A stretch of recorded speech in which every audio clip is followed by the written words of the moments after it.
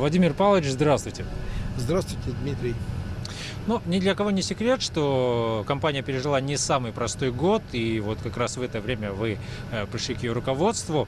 Собственно, сейчас у вас уже есть понимание дальнейшей стратегии развития авиакомпании? Да, первые наработки мы уже сделали. Конечно, эта работа занимает не месяц. Понятно, что я очень сжат во времени для того, чтобы данную стратегию предложить для рассмотрения Совету директоров и руководству республики, для того, чтобы она была одобрена. Мы на данный момент разрабатываем 3 варианта стратегии развития авиакомпании. Они отличаются друг от друга не только какими-то такими деталями маршрутной сети или там типов воздушных судов, но и самой концепции.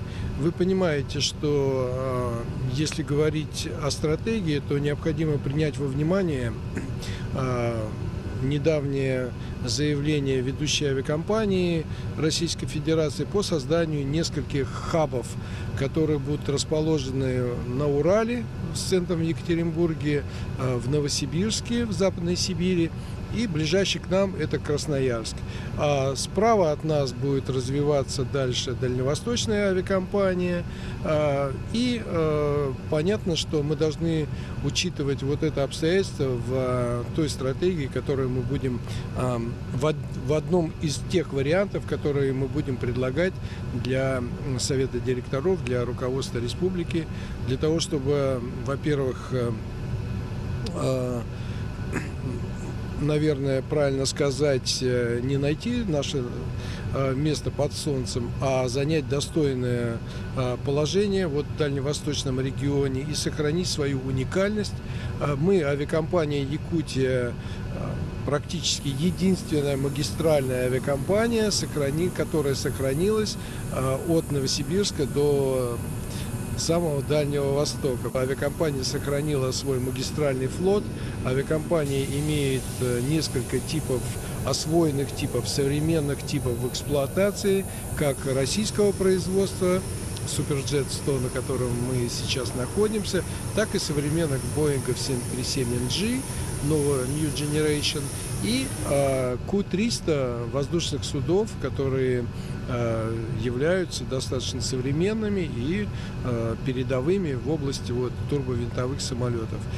Поэтому, исходя из изначальных этих условий, то, что мы есть на рынке, мы занимаем эту нишу, нам необходимо дальше предложить стратегию, которая будет отвечать интересам именно жителей Якутии, интересам даже ближайших регионов, для того, чтобы развиваться, для того, чтобы устойчиво стоять на ногах, ну и смотреть с уверенностью в будущее. Означает ли это то, что Якутия уходит от тех рейсов, которые напрямую не связаны с регионом? Вы знаете, для того, чтобы ответить на вопрос, а какие маршруты относятся к региону, мы четко понимаем, что маршрутная сеть будет не уменьшаться, а будет развиваться. Для нас главное не перевозки, может быть, в западной части страны, да, из Москвы там в какие-то пункты, там из Краснодара или откуда-то, да, это не наши рынки, там очень большая конкуренция. Мы с теми авиакомпаниями, которые базируются в том регионе страны, мы не можем дать достойную конкуренцию ввиду объективных причин.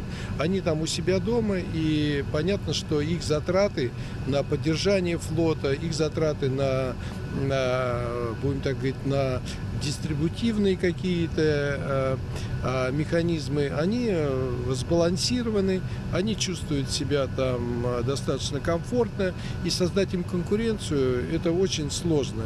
Наша специфика – это дальневосточный регион. Все, что правее от Новосибирска, все наше.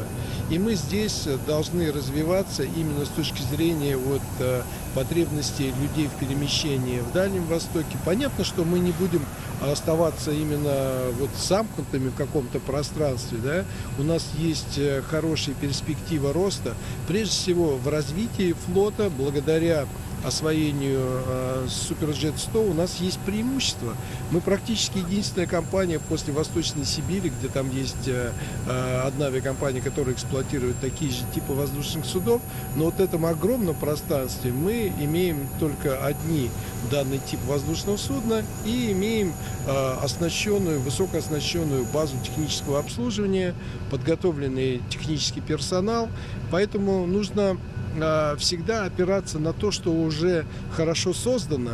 Когда хорошо работает механизм, его не надо ломать.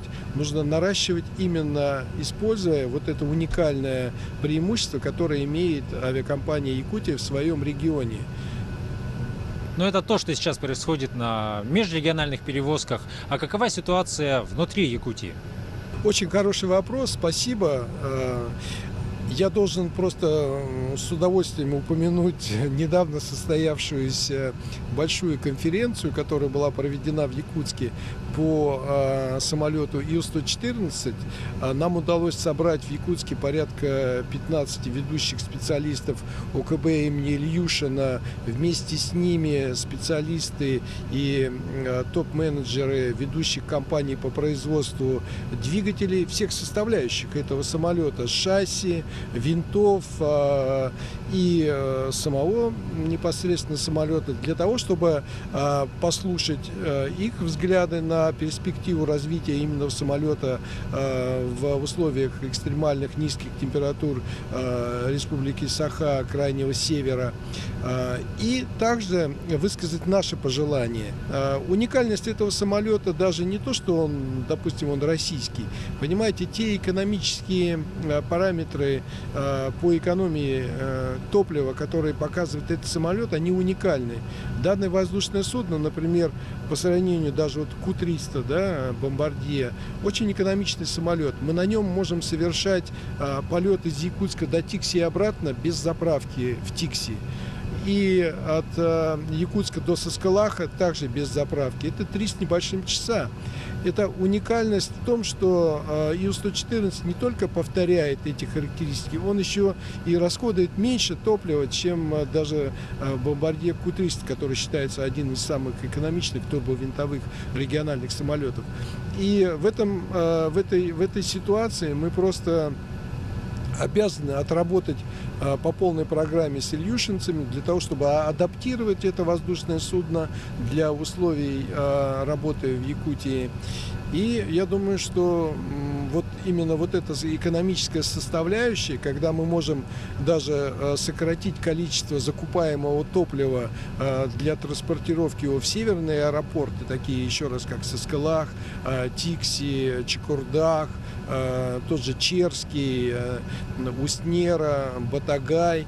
Все это очень важно с точки зрения экономии, да, именно вот этой составляющей.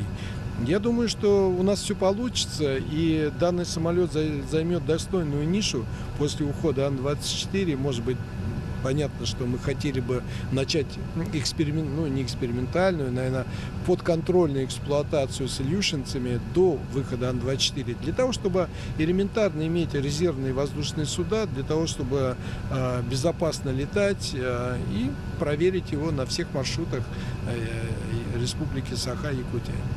То есть я правильно понимаю о том, что заинтересованность Якутии как показатель того, что проблема уже назрела? Безусловно, да.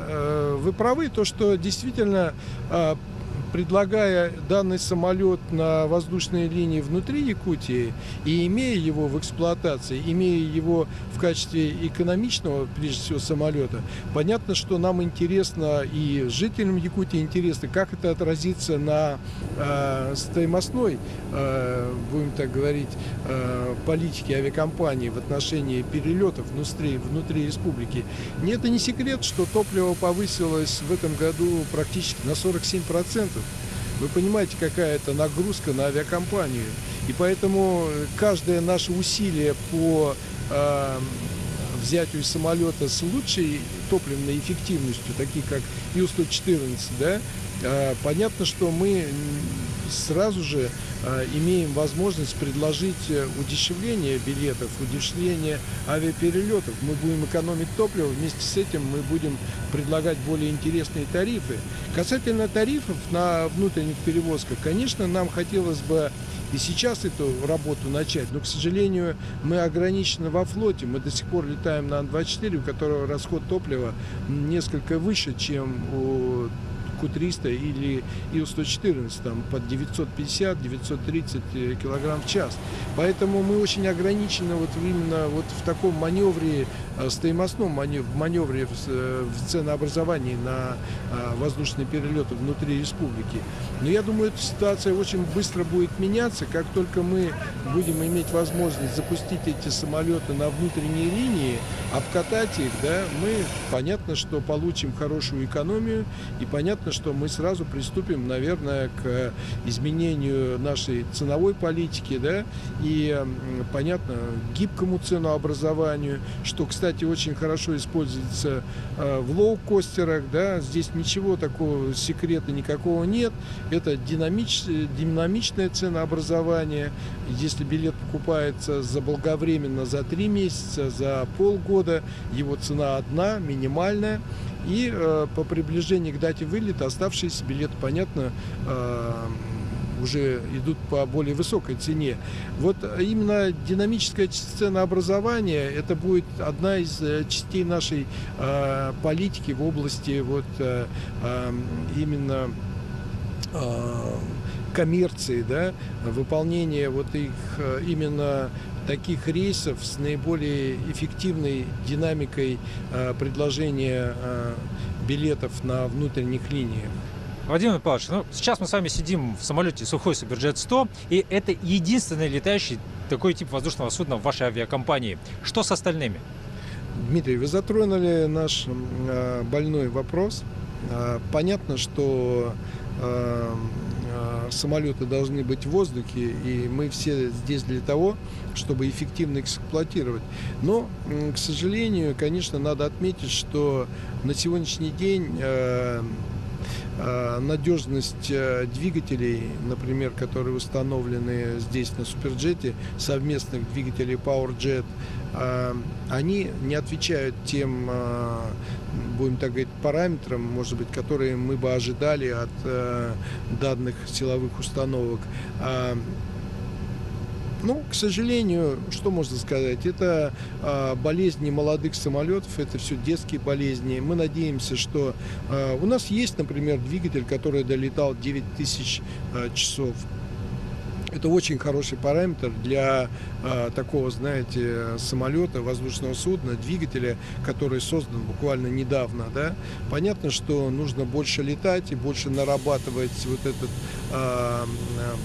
ресурс, да, двигателей, где можно было бы, производитель мог бы их модифицировать, постоянно увеличивая именно ресурс нахождения на крыле, без съема с крыла, как мы говорим. Ну, это наше пожелание, но мы имеем на сегодняшний день, к сожалению, 3 воздушных судна на земле. Мы активно работаем вот над восстановлением соседнего самолета. Я думаю, что через неделю-две он уже поднимется в воздух. Мы взяли в аренду один двигатель, получили наш другой из ремонта, и скоро они прибудут в Якутск. На этом же самолете, кстати, мы отправим еще 2 двигателя в ремонт на завод-изготовитель. Поэтому наши планы восстановить все 4 самолета. Один уже мы находимся сейчас, он уже 2-ю неделю летает. Мы его подняли, все необходимые формы технического обслуживания выполнены, он в хорошем летном состоянии, никаких проблем с ним нет. Также надеемся, что вот 3 остальных самолета мы введем буквально вот в течение 2-3 месяцев, это максимум. Еще раз говорю, соседний 037 мы введем, надеюсь, через пару-тройку недель. Это как наша такая, знаете, цель. Спасибо большое, Владимир Павлович, что уделили нам время и ответили на наши вопросы. Всего наилучшего. Спасибо, то, что вы обратились ко мне за данным интервью.